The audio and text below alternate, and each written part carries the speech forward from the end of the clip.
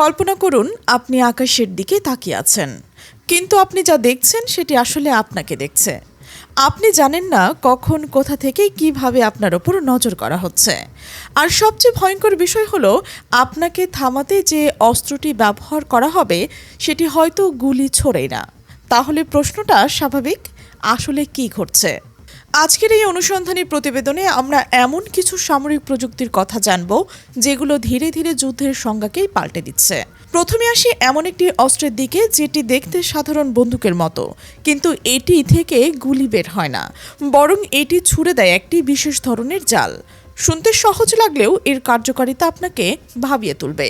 এই জাল নিক্ষেপকারী অস্ত্রটি এমনভাবে তৈরি করা হয়েছে যাতে এটি মুহূর্তের মধ্যেই আকাশে থাকা একটি ড্রোনকে আটকে ফেলতে পারে। প্রায় 50 ফুট দূরত্বের লক্ষ্যবস্তুকে একটি নির্ভুলভাবে ধরতে সক্ষম। আর এই জাল ছুটে যায় ঘন্টায় প্রায় 30 কিলোমিটার গতিবেগে। অর্থাৎ আপনি বুঝে ওঠার আগেই এটি তার কাজ শেষ করে ফেলে। এখন প্রশ্ন হলো, এত দ্রুতগতির প্রযুক্তি কারা ব্যবহার করছে? বিভিন্ন সূত্র বলছে এই ধরনের প্রযুক্তি সবচেয়ে বেশি দেখা যায় রাশিয়ার হাতে। তবে এখানেই গল্প শেষ নয়। মধ্যপ্রাচ্যের আরও একটি শক্তিশালী দেশ ইতিমধ্যেই একটি প্রযুক্তি নিজেদের মতো করে পরিবর্তন করে ব্যবহার শুরু করেছে। তারা শুধু এটিকে নকল করেনি, বরং এমনভাবে উন্নত করেছে যাতে এটি আরও দূরে থাকার টার্গেটকেও ধরতে পারে। এখানে একটু ভাবুন, ড্রোন যখন আধুনিক যুদ্ধের সবচেয়ে বড় হাতিয়ার হয়ে ওঠে, তখন এই ধরনের নেট গান কতটা বড় প্রতিরোধের ব্যবস্থা হতে পারে। কিন্তু এখানে শেষ নয়, আসল চমক লুকিয়ে রয়েছে আরও গভীরে। এখন আসি এমন একটি সিস্টেমের কথায় যা শুনলে মনে হতে পারে এটি কোনো সায়েন্স ফিকশন সিনেমার অংশ। এটি একটি স্বয়ংক্রিয় মিসাইল সিস্টেম। এই মিসাইলের সবচেয়ে বড় বৈশিষ্ট্য হলো এটি নিজের শত্রুকে খুঁজে বের করতে পারে।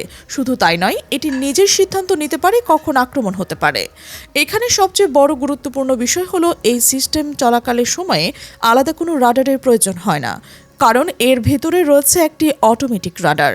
অর্থাৎ এটি নিজেই দেখতে পারে, বুঝতে পারে এবং কাজ করতে পারে। আপনি কি ভাবতে পারছেন একটি মেশিন নিজে যুদ্ধ পরিচালনা করছে? এই মিসাইলগুলোর গতি এতটাই বেশি যে তা প্রায় ঘন্টায় 2600 কিলোমিটার ছুড়ে যায়। ফলে লক্ষ্যবস্তুর আঘাত হানতে সময় লাগে খুবই কম। এই ধরনের সিস্টেম সাধারণত এমন জায়গায় বসানো হয় যেখানে সব সময় সেনা মোতায়েন রাখা সম্ভব নয়, যেমন পাহাড়ি এলাকা বা সীমান্তের দুর্গম অঞ্চলে।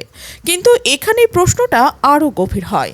যদি একটি মেশিন নিজেই সিদ্ধান্ত নেয়, তাহলে ভুল হলে দায় কে নেবে?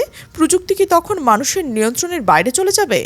এই প্রশ্নের উত্তর খুঁজতে গেলে আমাদের নজর দিতে হবে আকাশে থাকা আরও একটি রহস্যের প্রযুক্তির দিকে। এটি একটি রাডার প্লেন, কিন্তু দেখতে একেবারেই সাধারণ নয়। সাধারণত রাডার প্লেনের উপরে একটি বড় গোলাকার ডিস্ক থাকে যা ঘুরতে থাকে, কিন্তু এই প্লেনে এমন কোনো দৃশ্যমান ডিস্ক নেই। তাহলে এটি কিভাবে কাজ করে? বিশেষজ্ঞদের মতে এই প্লেনে ব্যবহার করা হচ্ছে অত্যাধুনিক ইলেকট্রনিক স্ক্যানিং প্রযুক্তি, যার ফলে এটি হাজার হাজার কিলোমিটার দূরের ছোট ছোট অবজেক্টও শনাক্ত করতে পারে।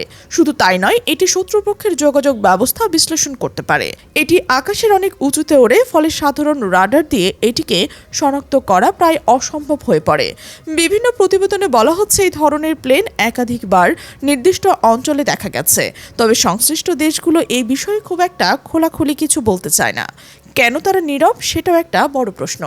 এরপর আমরা দেখি আরও একটি প্রযুক্তি যা দেখতে ছোট কিন্তু কাজের দিক থেকে অত্যন্ত শক্তিশালী। এটি একটি ড্রোন যা অনেকটা হেলিকপ্টারের মতো, কিন্তু এটি একসাথে 400 কেজিরও বেশি ওজন বহন করতে পারে। এর গতি ঘন্টায় প্রায় 300 কিলোমিটার। এই ড্রোনটি মূলত আহত সৈন্যদের উদ্ধার এবং সরঞ্জাম পরিবহনের জন্য ব্যবহার করা হয়। তবে এর কিছু সংস্করণে মিসাইলও বহন করা যায়। অর্থাৎ এটি একাধিক জীবন বাঁচায়, অন্যদিকে ধ্বংসও ঘটাতে পারে। প্রযুক্তির এই দ্বৈত ব্যবহার আমাদের নতুন করে ভাবাতে বাধ্য করছে। কিন্তু এখানেও শেষ নয়। এবার আসে এমন একটি প্রযুক্তির কথায় যা হয়তো সবচেয়ে নিঃশব্দ কিন্তু সবচেয়ে বিপজ্জনক। এটি হলো থার্মাল প্রুফ কাপড়। এই কাপড় ব্যবহার করলে একজন মানুষকে থার্মাল ক্যামেরা দিয়ে খুঁজে বের করা প্রায় অসম্ভব হয়ে যায়, কারণ এটি শরীরের তাপ বাইরে যেতে দেয় না। ফলে ড্রোন বা স্যাটেলাইট থেকেও তাকে শনাক্ত করা যায় না। বর্তমান সময়ে যুদ্ধক্ষেত্রে সবচেয়ে বেশি ব্যবহৃত হয় থার্মাল ক্যামেরা, কারণ এটি অন্ধকারেরও শত্রুকে শনাক্ত করতে পারে। কিন্তু যদি কেউ এমন কাপড় পরে থাকে, তাহলে সে কার্যত অদৃশ্য হয়ে যায়। ভাবুন তো, এমন একটি পরিস্থিতি যেখানে আপনি আপনার শত্রুকে দেখতে পাচ্ছেন না, কিন্তু সে আপনাকে দেখছে। এটি শুধু প্রযুক্তিগত নয়, একটি মানসিক চাপও তৈরি করে। এখন প্রশ্ন হচ্ছে, এইসব প্রযুক্তি কি যুদ্ধকে আরও নিরাপদ করছে নাকি আরও অনিশ্চিত করে তুলছে? একদিকে এগুলো সৈন্যদের জীবন রক্ষা করছে, তাদের কাজে সাহায্য করছে। অন্যদিকে স্বয়ংক্রিয় সিদ্ধান্ত নেওয়ার ক্ষমতা থাকা এই প্রযুক্তিগুলো মানবিক নিয়ন্ত্রণকে কমিয়ে দিচ্ছে। ফলে একটি ভুল সিদ্ধান্তে পরিণত হতে পারে ভয়াবহ কিছু।